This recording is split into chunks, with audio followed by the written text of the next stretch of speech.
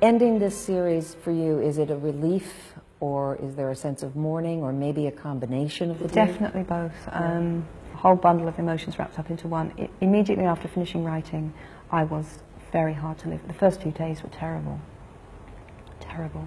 In what way? Tell me what you did. I was incredibly low. What is probably hard for people to imagine is how wrapped up this 17 years' work is with what was going on in my life at the time. Her often told life story sounds almost as magical as the books she conjured up.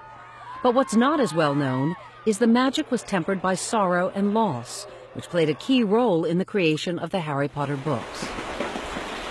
In a foreshadowing of events in her own life, her parents met and got engaged on a train traveling through the English countryside. And Joanne Rowling was born in a village in the west of England 42 years ago this week. Her father Peter was a factory manager, her mother Anne a lab technician.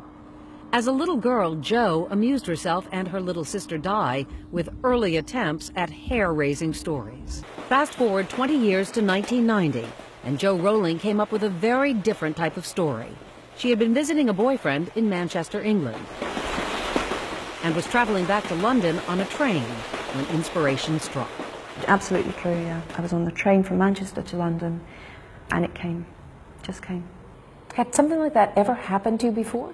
Yes, truthfully. I mean, other ideas had just come to me, because I think if you're a writer and that's what you spend a huge amount of time doing, ideas do come to you.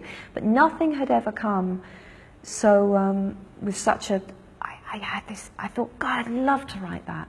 And when I got off the train, I went straight home and I started writing.